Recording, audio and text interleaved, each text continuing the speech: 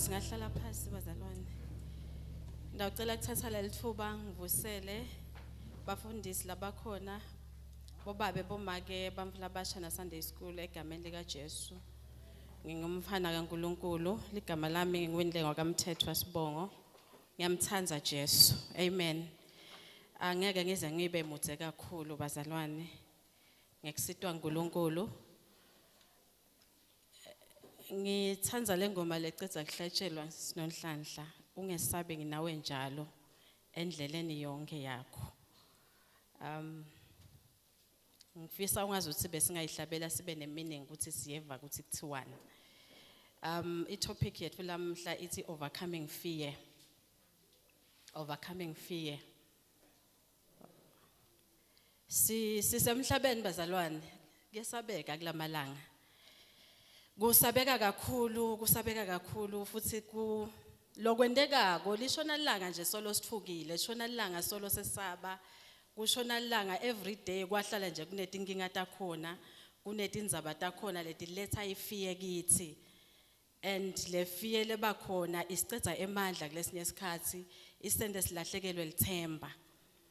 But sesibonga ke uNkulunkulu lo sithembisile wathi singesabi. uNkulunkulu lokwenda kwekuthi asinikete kulama promises akhe athi singesabi. Ngilokwe ukuthi kusaba it's natural. Lo mtimba lesikulo uyesaba. Lo mtimba lesikulo usaba kakhulu. And nginothisa lokwe ukuthi eBhayibhelini lo kungesabi uvela kakhulu. Na ufunza eBhayibhelini kuyavela ungesabi. It's like vele uNkulunkulu lavini lakhe uyathi lokwe ukuthi lokusaba kwa everyday. Silanga ngelanga litaba nekwesaba kwakhona. Kusaba lesingaba nako kusaba ngoba isikhathi lesinenge siva ima bad news. Ayayiletha ifear. Timvo leti ukuthi tingasihambeli kahle empilweni kuyayiletha ifear. Lesinye isikhathi ifear lesiba nayo and leba nengakhulu. Kuba ifear yetimvo lesingadadi. Most of the time. I-meaning ye fear, fear is a distressing emotion aroused by impending danger, threat or evil, whether the threat is real or imagined. Because ema threat lesba nawo akhona le ukuthi vele kuyi threat lokukuletha kwesaba. And kunanaku ke lenye ifear lelethwa lekuyi threat lesicabangako kwekuthi siyesaba ukuthi kutawendeka kaso. Ngifuna umsebenzi angutholi ngiyesaba ukuthi ngabe kutawendekani kusasa. Ngihleti lana ngo2024 ngiyesaba ukuthi ngabe utawuphela ngiphila yini. Ngihleti lana ngo2024 ingabe kutawendekani kusasa. Ingabe kutawendekani next month. Kuba nalokusaba lokunengi kakhulu. Ngifuna lokho ukuthi singakhohlwa lokho ukuthi kukhona loku real, kukhona lesikuimaginako. Lokusho kwekuthi kwesaba kahle kusebenza emtimbeni. Na kusebenza emtimbeni kwesaba kuyayiletha ihypertension, sifo senhlitiyo. Kwesaba kuyayiletha idepression. Kwesaba kuyaletha sleeping disorders. Nangikhuluma ama sleeping disorders khuluma lokho ukuthi abedle ibuthongo ebusuku na usaba. Ube solo ucabanga nje utibuta utiphemvula. Because ufikelwe kwesaba. Ndawucela Shiba ukuthi umfundzele ama verse ngekulandzelana umfundzele Proverbs 12 verse 24. 12 verse 25. Umfundzele na Job 4 verse 14 to 15.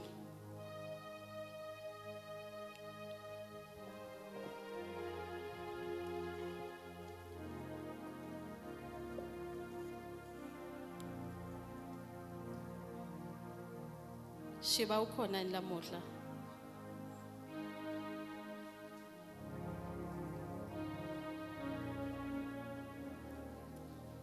Proverbs 12:25. Taga 12 verse 25.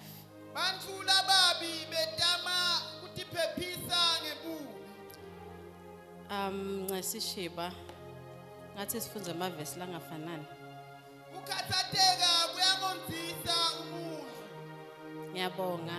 kodwa livi lemusa limenda ajabule. Siphinzele shiba leli verse lelo. Ukukhathateka kuyamonzisa umuntu, kodwa livi lemusa limenda ajabule. Mfunzele Job 4 verse 14 to 15. Kwesaba nekuthuthumela kwangigagadlela, kwathutumelisa onke emathambo ami. Umoya wantshuza wendlula embi kwami, kwasikitela tinwele emtimbeni wami. Ngicabanga ukuthi bazalwane siyeva kokuthi ngikhuluma ngefiye. Ngikhulumela ukuthi ifiye yendane emntwini. Kulesinye isikhathi kunemuntu longathi noma umbuta athi kubhlungu kuphi. Unani athi nama ngathi kanti uguliswa kwesaba. Kwesaba kuyagulisana uthi Proverbs kwesaba kuyamonzisa umuntu. Kwesaba kubangelana ngicabanga ukuthi khona sike sa experience lapho khona ufike la ifiye uze uvuka ukuthi ngishaya livalo manje lo livalo angilati ukuthi lwani. Lokushaya livalo longali understand ukuthi lani ifiye bese soba nema panic attacks because of ifiye. Ngidawucela ukuthi Shiba asifunzele 2 Timothy chapter 1 verse 7.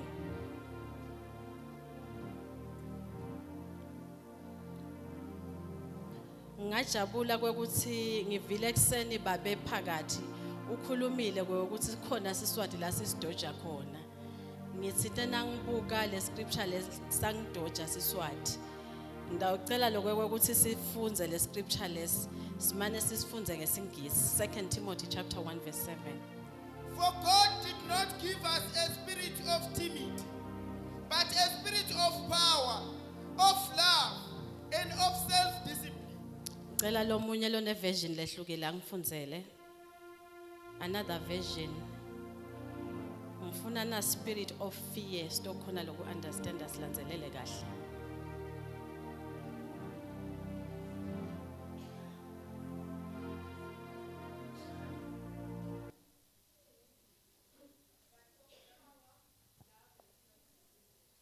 Ngicela usiphinzele.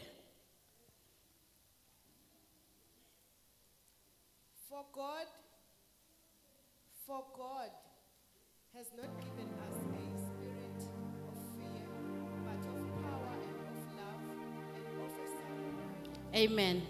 For God has not given us the spirit of fear, but of love, power, and of a sound mind. Nasibuka kule scripture lesisifundzako.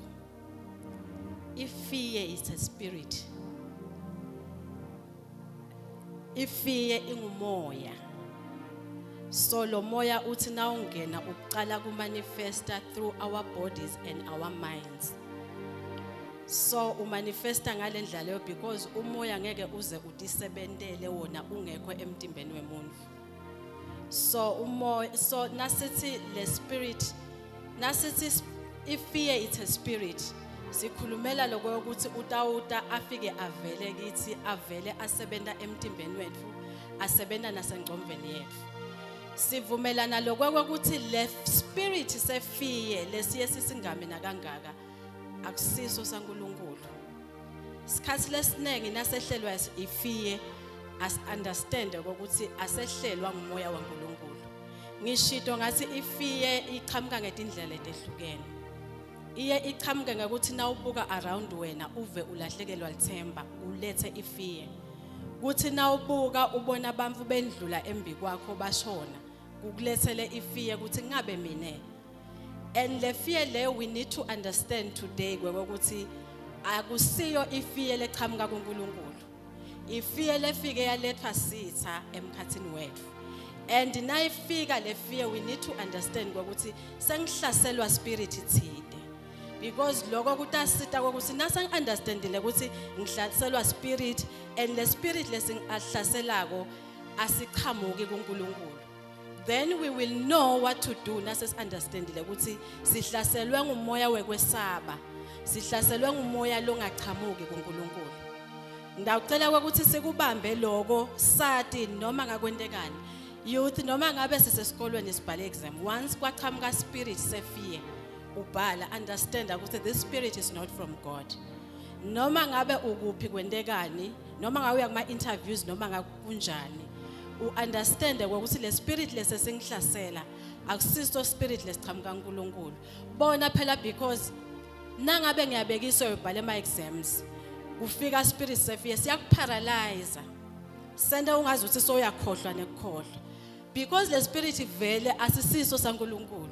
Spirit lesisuke stock disturb ukuthi ungakhoni kwenda lokumele ukuthi ukwende. Amen. So as understanding bazalwane sathi lokho ukuthi uNkulunkulu akasinikete spirit sekwesaba. Spirit saNkulunkulu lasinikete sona usinikete spirit seluthando. Nasikhuluma nge-sound mind, sikhuluma nge-well balanced mind. Nasikhuluma nge-well balanced mind, sikhuluma ukuthi unguma-senses, uya-understanda ukuthi kwendekani around wena.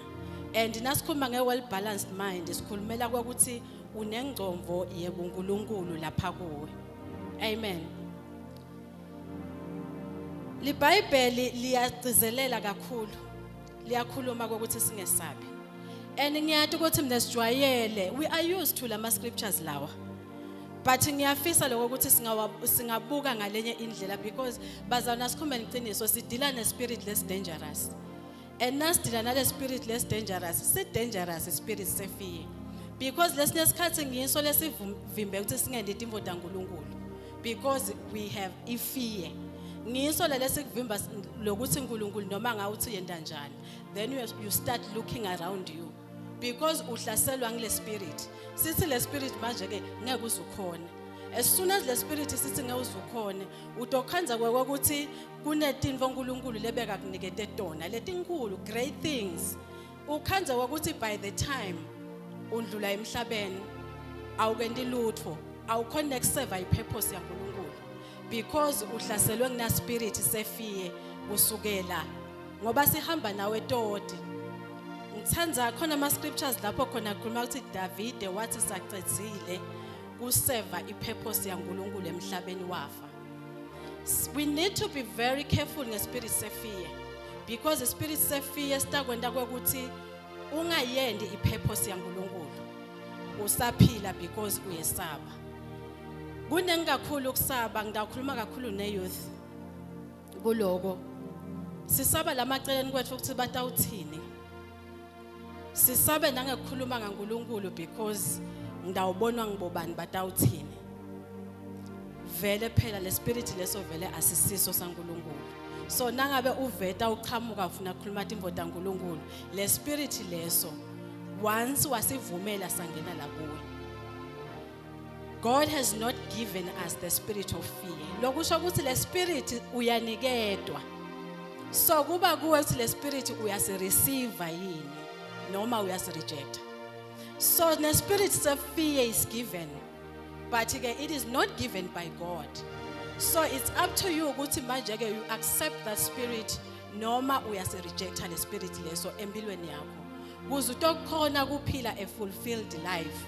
Kuze utokhona kuphila lempilo lefunwa nguNkulunkulu.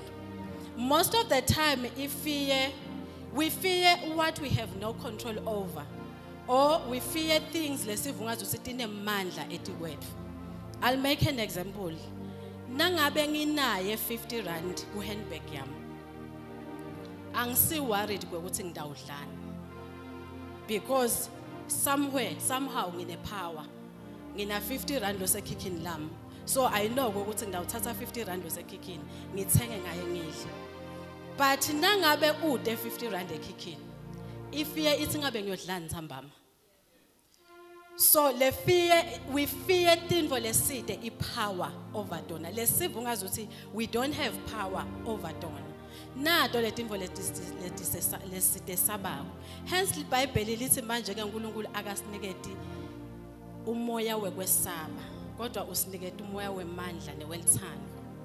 Umoya welithando ngiloko ukuthi ngaphandle kwakho ukuthi uthanza uNkulunkulu, you need to understand ukuthi naNkulunkulu wakho lo la kuwe naye uyakuthanza.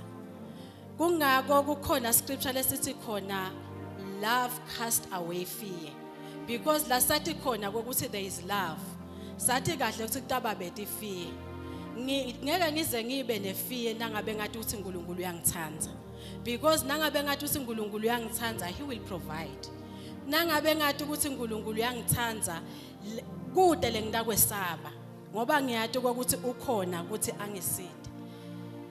Indlela yoku overcome ifear yethu bazalwane is through prayer. Shiba ngifundzele Psalms 34 verse 4. We overcome fear through prayer. Kuthandaza kuyayixosha ifear.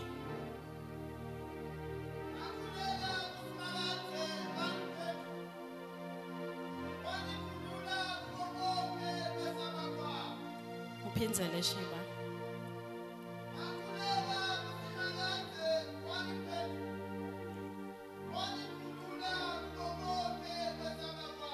Ngakhuleka kusimakaze wangiphendvula. Wangikhulula kuko konke kwesaba kwami. And the question is today, ngabe wesaba ini? Lo uhleli lapho phasi yini lo yesabako wena? Konke lo lokwesabako ukuthi kungahle kuhambe kabi. Imvo lodzinga ukuthi uyende is to pray. Uthi manje ke David ngathandaza kuNkulunkulu wangikhulula kuko konke kwesaba kwami. Lokusho ukuthi lokwesaba ngishido ngathi ku natural. So nawuthandaza uNkulunkulu ngeke ahlale angakukhululi kulokwesaba. Ngicabanga nyalo sikhuluma about overcoming fear. We overcome fear through prayer. Nasithandaza uNkulunkulu uyasikhulula. Ifear lenye singayi overcome ngokuthi sithathe yonke imithwalo yethu siyinikete uNkulunkulu. 1 Peter chapter 5 verse 7.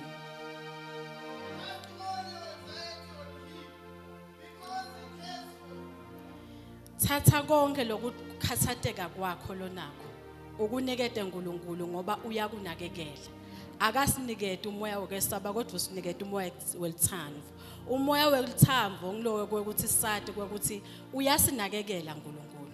So kuneke ukuthi maybe singaspenda isikhathi lesinenge sikhathateka sehle ngisho nasemtimbeni. How about sispenda lesikhathi leso through prayer?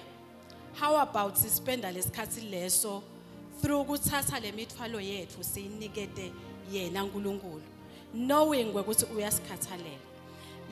Lama scriptures lathi ungesabi akaveli ezini uyancengwa ukuthi ungesabi. It's a command from God. Nangabe kuyicommand yaNkulunkulu lethi ungesabi. Eqinisweni lokwesaba lesinako kusho idisobedience kuNkulunkulu, because uNkulunkulu uthide singesabi. Kukhona kwesaba siyavuma but uthide singesabi. But ngalesikhathi sowehle emtimbeni uba nema sleepless nights. Kuyindlela yokuthi vele ngidisobey uNkulunkulu. Lelo ngitshele ukuthi ngingesabi but ngidikhanza angisalali nasebusuku. Ngidikhanza ngisaba nekuya kuletinye indzawo because kunefear lengihlasele. Kungesabi usuke uthi aligna nemaplans aNkulunkulu lanawo ngawo. Kungesabi usuke ulalela futhi uvumela uNkulunkulu ngokuthi akhone kusebenta nawo.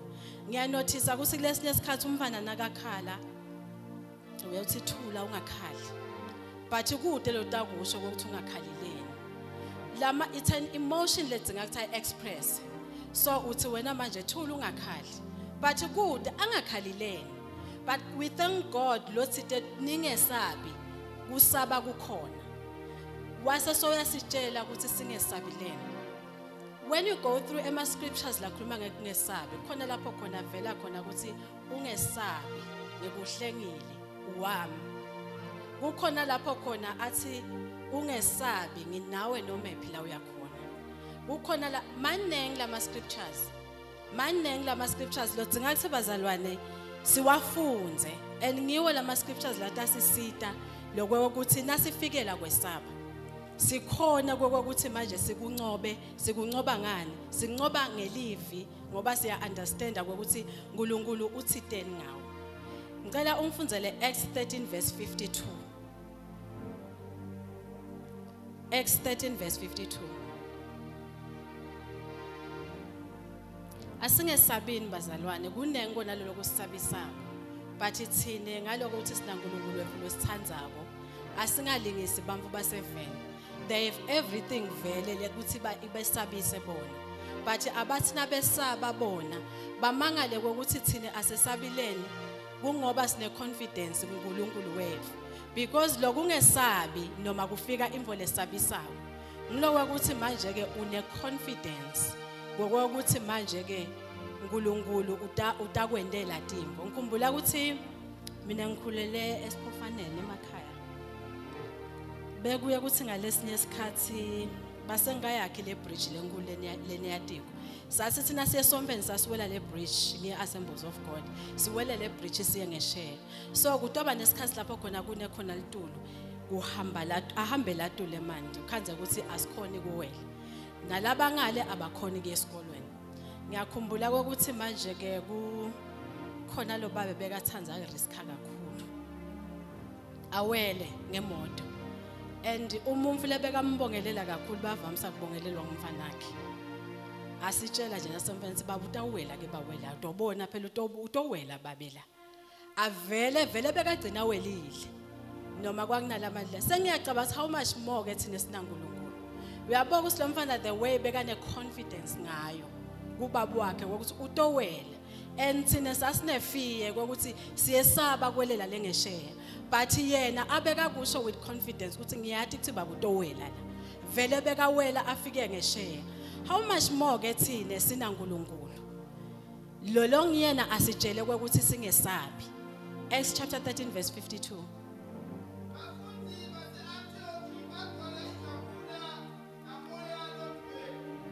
Bafunzi base Antioch bagcwala kujabula ngamoya loyingcwele. God has not given us the spirit of fear, but of love, power, and of a sound mind. Love, power, and sound mind, my characteristics are Holy Spirit. So nangabe lawo kungama characteristics are Holy Spirit. Sidzinga lokuthi vele maybe sigcwale ngamoya loyingcwele. Holy Spirit lo tasita ukuthi noma ngakufika imvo leti esabisako singesabi bagcwala lokwakuthi sigcwale ngamoya loyingcwele bagcwala ngamoya loyingcwele. Moya loyingcwele nguye lo letha loluthambo lesikhuluma ngayo. Moya loyingcwele nguye lo letha lamandla lesikhuluma ngayo. So kulesinye isikhathi kudinga ukuthi siposition kahle. Otherwise sitawuphilela kwesaba sisabe ne future ukuthi ngabe kutawendekani because asikagcwali ngemandla amalo ingcwele. Siyamdinga abazalwane Holy Spirit. We need Holy Spirit. And kuleti khasi leti ngivungathi so udingeka kakhulu ke nyalo. Ngivungaza ukuthi nyalo awusamdingela ukuthi awumdingela isikhathi lesithide uphindze futhi ubungaza ukuthi so relaxed ngoba sekwengcile lokho. Umdinga like every day. Yonke indzawo la uyakhona awumdzingeli ukuthi Nkosi ngesomfeni sigcwalise ngemadla akho sisahlabela sigcwalise ngemadla akho kuseyafundwa live nako konke sesimdzingela konke simdzingela nako kwesaba lesikhuluma ngako because kunenge kumele engcwele la sisita kuko konke la sisita kuko konke emandla siwathola kuye luthando siluthola kuye. So ngiko nangabe sithi manje sinemoya wefiye lesingawuniketwa uNkulunkulu. Shothi ke sinenkinga yekulekhisha kushothi umoya waNkulunkulu kumoya loyingcwele. Because umoya loyingcwele lona lotawucasta lefiye. Love cast fear sishito njalo. Kusho livi kahle lithi manje ke ku 1 John chapter 4 verse 18 luthando liyakucosha kwesaba. Lokusho ukuthi na unelithando unamoya loyingcwele wakuniketa lolithambo utawubaleka kwesaba because kwesaba angeke kuze kuhlale la kunelithando khona. Kwesaba angeke kuze kuhlale nangabe sinemandla lesiwathola kumoya loyingcwele. Psalms 56 verse 3 lenye indlela yoku-overcome ifear is through kwethemba uNkulunkulu. Kwethemba uNkulunkulu kuyayicosha ifear. Psalms 56 verse 3 Mhlazana ngifikela kwesaba ngiyawubeka lithemba lami kuwe. Kusho Davide uthi mhla ngifikelwa kwesaba ngiyawubeka lithemba lami kuwe. Lokusho ukuthi kuyafika kwesaba. Na Davide bekumfikela kwesaba. But siyayathi history ya Davide naNkulunkulu. Siawe ngayo. Kuyo yona le history ya uNkulunkulu na Davide labe bahamba kanye kanye. uNkulunkulu asuthola umfenhlitiyo yakhe. Kwakumfikela kwesaba. Bese uthi Davide mhla ngifikelwa kwesaba ngiyawuthemba uNkulunkulu. Kukhona lapho athi noma ngihamba esigodini selfundi lekufa angiwesaba. So Davide nakhuluma ukuthi yes vele sila kulelifundi but angeke ngize ngesabe. Lokwenta Davide ukuthi angesabi kanti kuyesabeka ngoba sivume ukuthi na uhamba esigodini selfundi lekufa umtimba uthi yesaba. But uthi Davide angeke ngize ngesabe. Lokwenta si Davide athi ngeke ngize ngesabe uthi ngoba wena unami. Lokusho ukuthi sidinga ukuthi sethembe simethembe uNkulunkulu. Nasithembe uNkulunkulu kutawuhamba kwesaba. Noma ngabe le situation ithi yesaba. Nakufika lokwesaba once wathemba uNkulunkulu utawubaleka kwesaba. Ka mental health kunanaku lesiye sikwende i-technique levamisa ukuthi siyisebenzise for i-anxiety nema panic attacks. Le technique it's breathing technique. I-breathing technique ithi manje ke you breathe in, you breathe out. Angithi une-anxiety. So uqalile mhlambe uyafoma nekufoma kulesinye isikhathi. Mhlambe vele nema panic attacks inhlitiyo seyishayela etulo. For whatever reason. Because isishito sathi kulesinye isikhathi ifear dinvo lesti imaginako. Noma ngendani sengimagine ngehlulekile sekuletha ifear. So le fear leyo noma ngabe ngiyapi noma ngakwendekani sengimaginile ukuthi manje ke bese sekuletha kwesaba. So lama breathing techniques akukhalmisha down kwekuqala. Na ukukhalmisha down sithi breathe in, breathe out.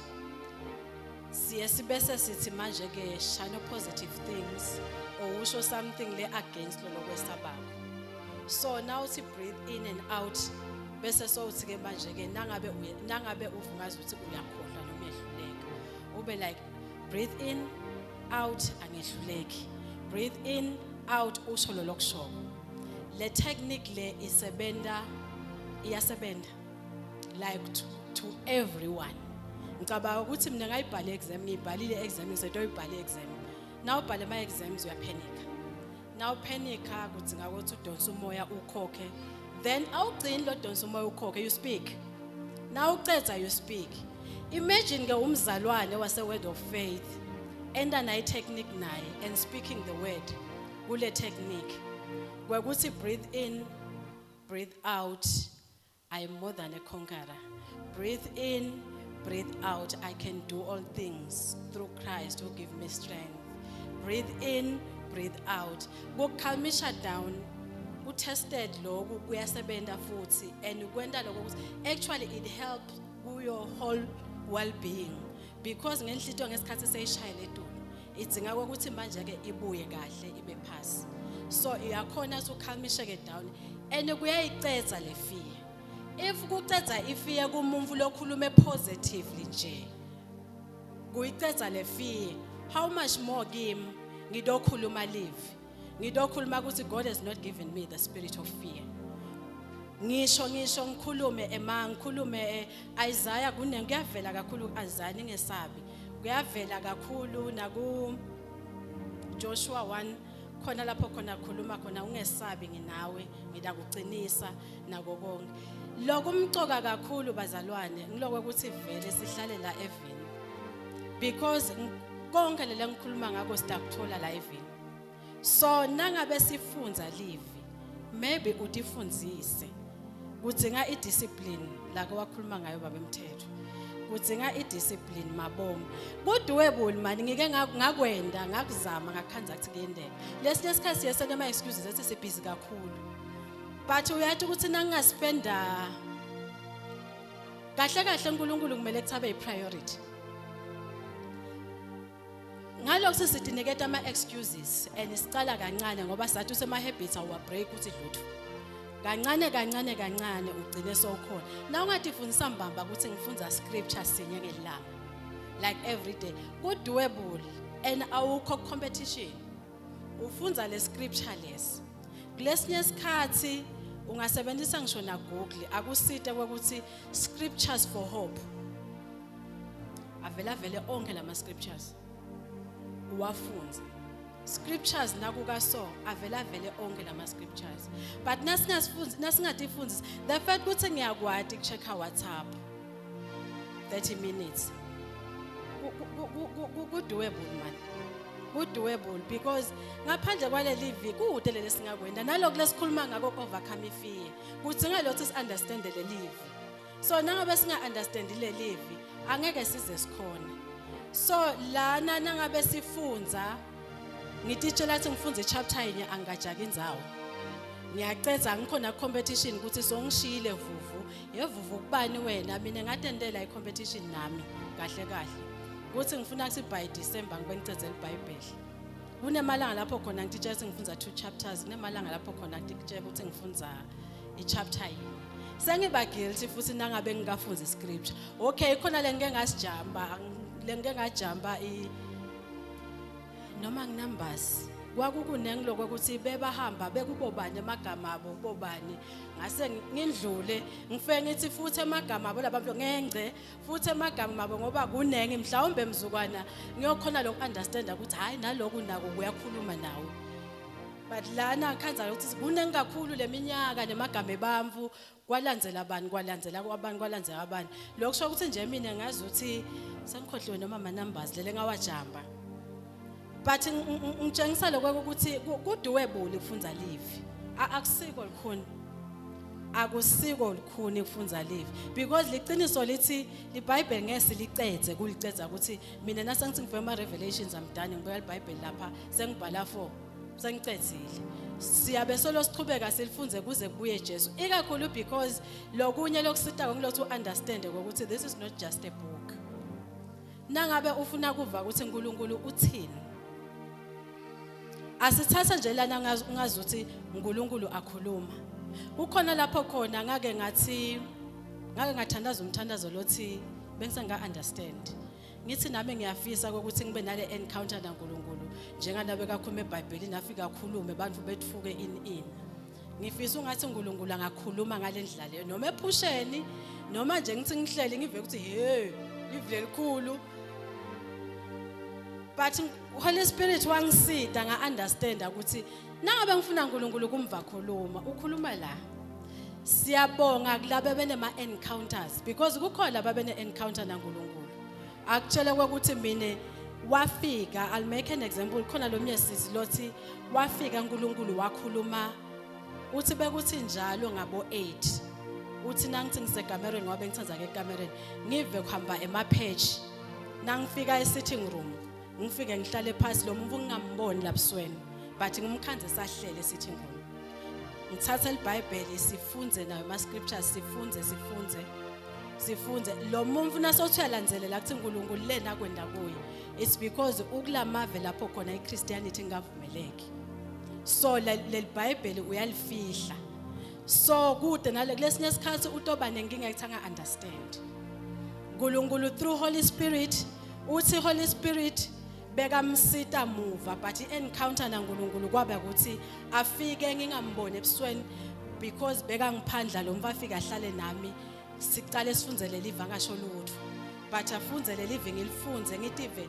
ngifilled with Holy Spirit uthi kwendeka for 7 days emva kwaloko angizange sengize ngibuke emuva ngakhona ukuthi ngiwade ema scriptures nangengcondo so there are those people laba bane encounter uyathi uNkulunkulu uthi kwendelani ngendlela yakhe but nangabe kunekuthi nangabe si expect ukuthi uNkulunkulu khuluma Nkosi nathi khuluma kithi khuluma onke malanga uyakhuluma uNkulunkulu like ukhuluma every day yebo ke ngoba vele nasithandaza siyacela ukuthi khuluma Nkosi but ukhulumile futhi solo usakhuluma ukhuluma through ema scriptures bazalwane God has not given us the spirit of fear, but of love, power, and of a sound mind. Sitawukhuluma kuNkulunkulu sikhulume emavi. Asakhuluma make phakathi baseta bazalwane bathandaza ngokuthi uNkulunkulu nabo abendele babuye bafakaze. Sitawudzinga lokuthi sicoshe kwesaba. Indlela yokcosha kwesaba is through kufunda ema-scriptures. Simkholwe uNkulunkulu nathi ningesabi. Because lokho sende sagula nasemtimbeni. Ngile disobedience yokuthi athi singesabi sesaba.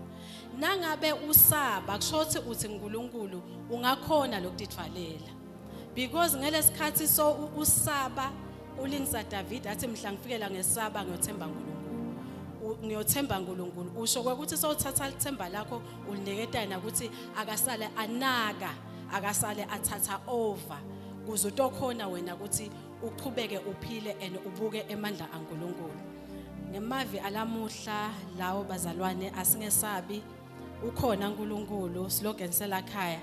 Ukhona uNkulunkulu singesabi, utawuhlala nathi njalo. Basi nabakhuluma sekukhulunywa kanengi ukuthi cishilo ungesabi la eBhayibhelini ubala lamalanga lang 365. Like every day uNkulunkulu ube solathi singesabi because vele kahle kahle sisaba every day. Nangabe sowuvile ukuthi kwenteke ama accidents usina ungena emotweni ichamuka ifie. Yokuthi ngabe Nkosi yami kunjani emgwaqweni. But ke ababe nefie labangamethembi uNkulunkulu hayi thina sithemba uNkulunkulu. Bible ithi manje ke those who know their God shall be strong. Lokusho ukuthi labo labathi uNkulunkulu utabanikete amandla. Labo labathi uNkulunkulu nalabathembele uNkulunkulu utawuthi noma ngakufika noma ini lesabisako bangesabi ngoba lithemba labo lenguNkulunkulu. Inkosi yami sinibusise.